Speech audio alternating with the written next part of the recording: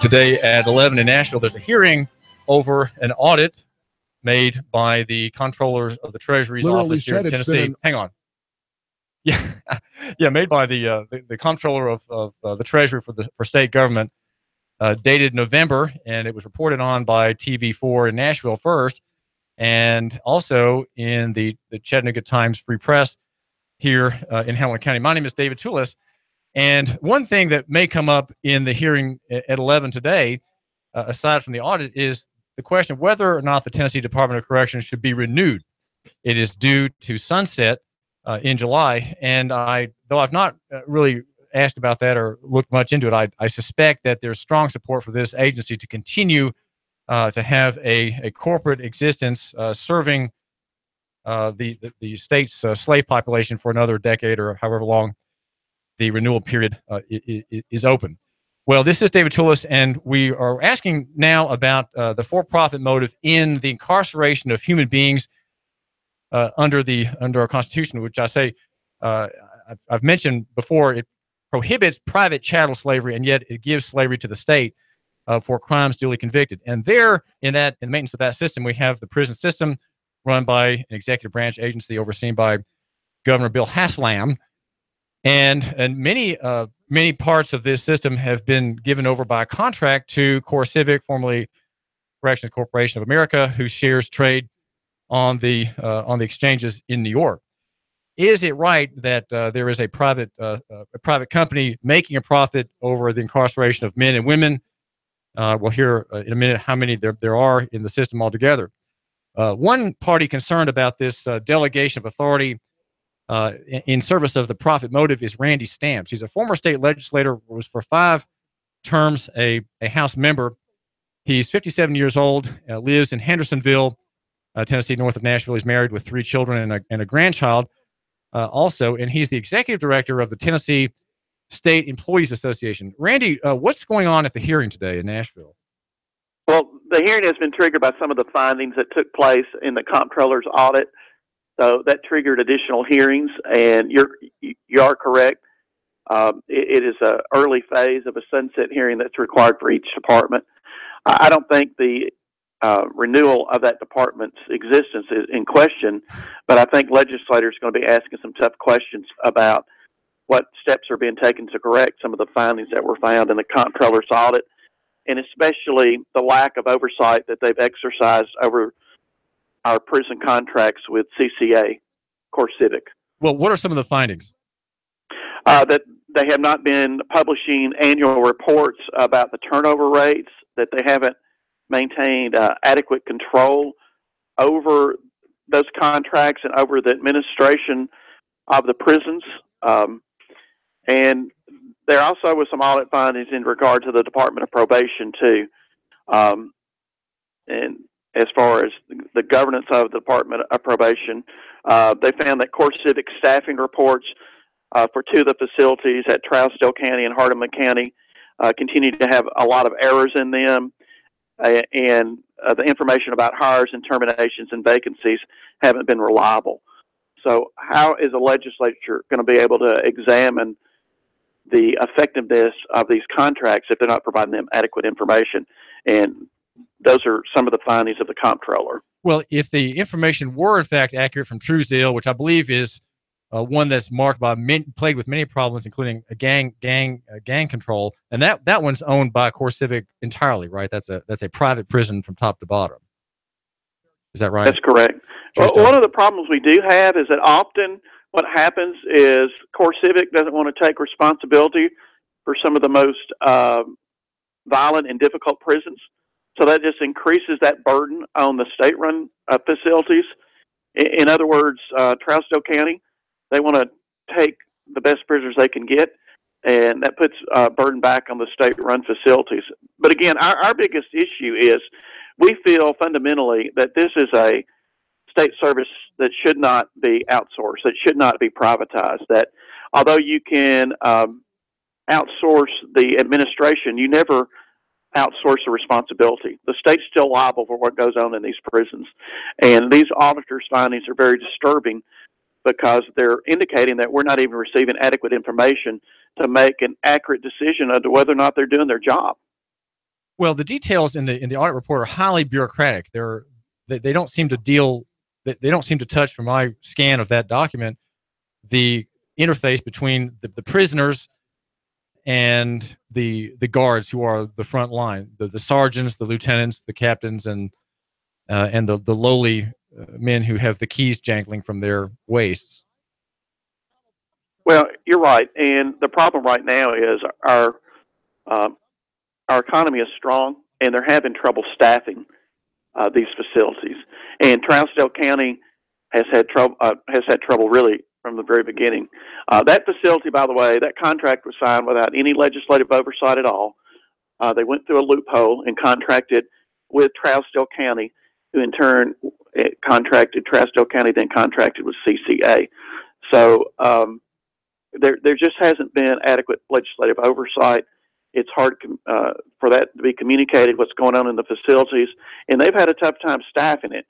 The Trousdale County facilities actually had to use temporary correctional officers to come in there from a temp service to help staff it. So those are the issues that they've been facing. What's mystifying to me is that we even entered into an additional contract with CCA, because they have had problems across the country with their facilities. But they have strong political ties to Tennessee, and I believe they relied upon those to get this very lucrative contract. Well, CCA was founded, or Corrections Corporation of America was founded, I think, during the Reagan era in Nashville by very wealthy investors. That's correct. And it's continued. Former members of the Haslam administration are on the CCA board. So they're connected here. They were having trouble in other regions of the country, and yet they were still awarded a contract, a very lucrative contract in Trousdale County that includes a 2.5% automatic increase in what we pay them each and every year. We also pay them for 90% capacity, no matter how many prisoners are there. So the whole concept is, as you say, is troubling, that we're outsourcing this important state function. And you're correct. Those frontline correction officers working for CCA are making low wages, and their concerns are often ignored, we believe. Now, those folks aren't allowed to be members of our organization unless they're a previous state employee, but we do have contact through them, through legislators, who are also very, very concerned about what's going on in these private prisons.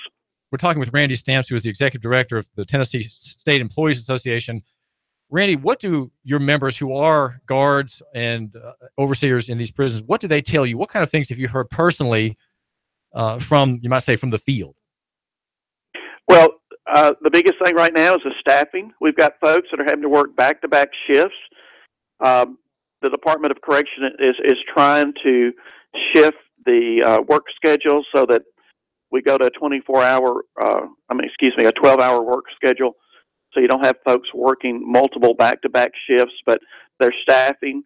And again, the problem is that right now they're hiring just about anybody that can pass a drug test.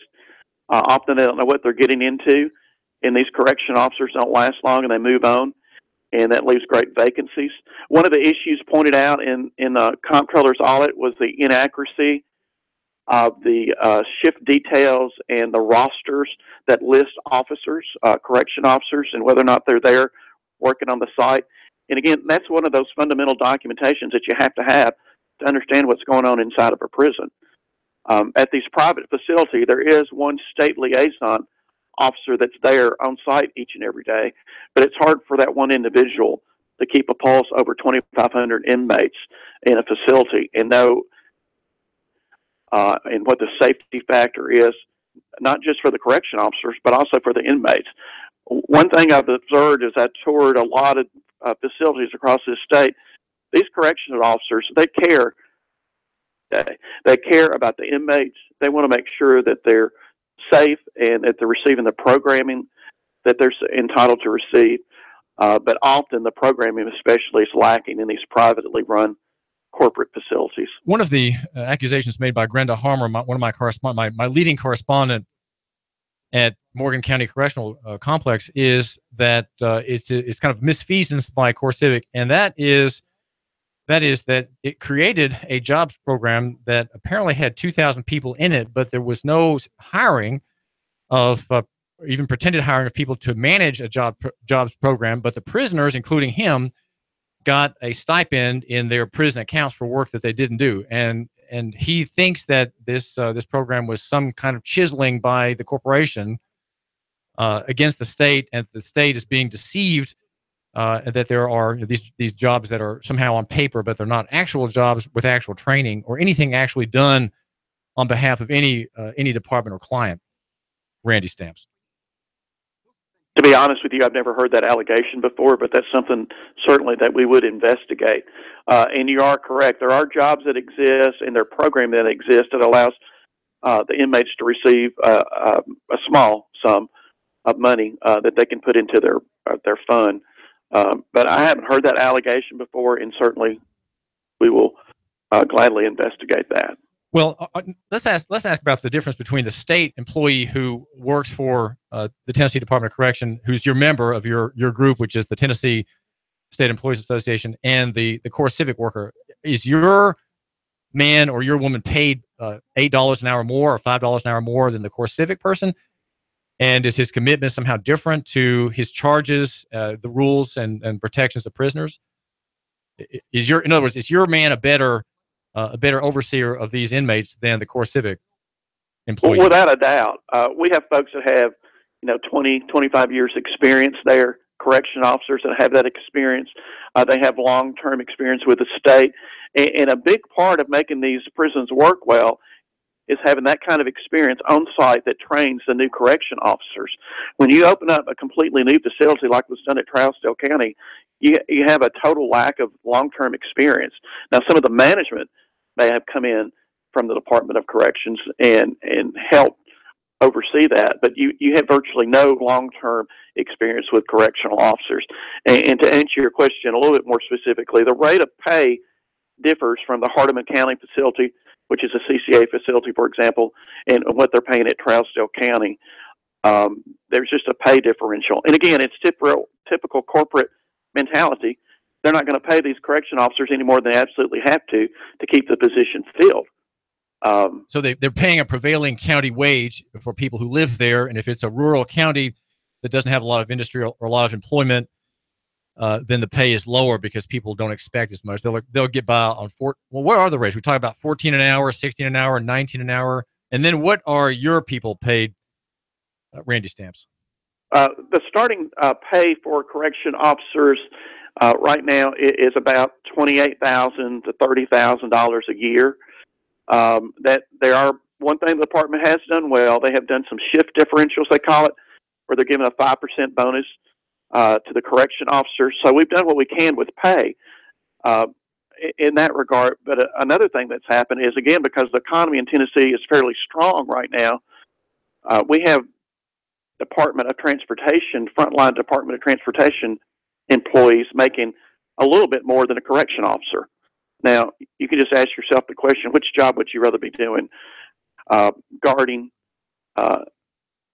murderers and felons and rapists and thieves, or working the front line on the Tennessee Department of Transportation. Both jobs are difficult, but we do have problems with the pay. It needs to be higher, again, because that would lead to retention and keeping experienced officers there.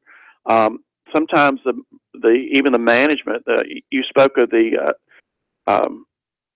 management of these correction officers, often they get discouraged because they're called upon to supervise a workforce that's constantly being overturned, and they get frustrated, and sometimes they leave for other jobs. So we've got to do better. But this administration has always asked every commissioner to turn in a budget that spends less money than it did the year before. And in the correction business, that's just not a good practice. In other words, we need to empower the commissioner of correction to pay those folks, those correction officers, the counselors, everybody involved in the prison system, adequate pay so they stay there. Because, again, most of them have the heart for service, and they want to take care of the folks that are under their care. Who is the corrections commissioner now, and is he better than the man who left earlier?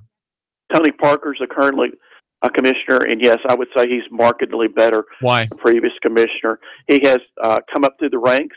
He started out as correction officer, and again, I believe that his intent is to properly service the inmates and to take care of his employees.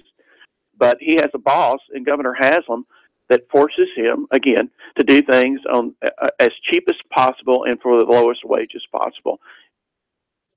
We're talking with Randy Stamps from the Tennessee State Employees Association. On your website, Randy, you make an argument against privatization. You say that you point out that private contractors often provide services cheaper or more cheaply and more efficiently than state-run agencies, and that appeals to people such as Governor Haslam, who's a conservative, who want to save money. But then you go on to say the truth is they can either provide cheaper services or more efficient services, but not both. Is that really true? What's the argument against privatization when the free market comes up with cheaper and more efficient alternatives and systems than a government bureaucrat can? Well, interestingly, we've been waiting for about 4 years for them to prove that they're saving money with any of these outsourcing schemes that they've come up with, and they're reluctant to do that. We've had legislation to do that, to go back and measure any cost savings after a 3-year period, no matter what the field is, whether it be in the prisons, whether it be in the maintenance of the buildings. And they've yet to join us in that effort to go back and prove we're saving money. Now, I know in the area of building maintenance, they claim to have saved millions of dollars, but they're lacking on the proof. So I won't concede that anything that they've done so far has actually saved money. And again, often you'll see them talk about how they've cut back on state employees. The Haslam administration will brag about how they've cut back on state employees, but we don't have a firm list of how many outsourced workers we have providing state services. So personally, I don't concede that they've saved money. I would do that if they ever offered up proof and presented it in a legislative hearing. They had an opportunity to do that about a month and a half ago in front of a joint committee of the state and local government to come before that committee and show where their outsourcing had saved money. And I don't believe a single department took advantage of that opportunity. There's a criminal case going toward the Supreme Court, Randy Stamps, from Arthur J. Hirsch. He accuses members of your group of abusing Title 55, which is the transportation code, and is concerning the Tennessee Highway Patrol enforcement of the commercial statute against non-commercial private users of the road. That would be many poor people. That would be Constitution-minded libertarians such as him. And that would also be Hispanic immigrants, of whom there are thousands, tens of thousands in Tennessee, who travel privately, not in commerce and without license and often without proper tags and so on. They are roundly harassed by your THP members of the Tennessee State Employees Association. What do you make of this abuse of that title? Because it does regulate. I've been doing a careful study of it. Title 55, the Driver's License Act, and the Transportation Code is only about commerce. It does not pretend to damage or derogate any common law rights. Randy Stamps, and really in the clear reading of the statute applies only to people making a living and profit on the use of the road. That would be truckers, cab drivers, haulers, various kinds of haulers who are hauling goods or people for hire. And your troopers are arresting people who are traveling privately. That is to say, as a matter of property right on the public right of way. What have you heard about this case, and what's your position on the free use of the public right of way in Tennessee? You're a former state legislator, so you ought to know the statute I'm talking about. Well, I'm unfamiliar with the lawsuit. I do know that troopers are authorized to help maintain peace. So I think any stop that they make would have to meet constitutional requirements. I don't know that they're limited to only stopping commercial vehicles, though. I don't agree with that premise. So, okay, so they're fully within their rights if they see. Well, they have authority, not rights, right? I mean, well, troopers exercise authority, and the public has rights, and so the rights are against the authority. The authority is limited by statute. Okay, and then the troopers have the authority. Right.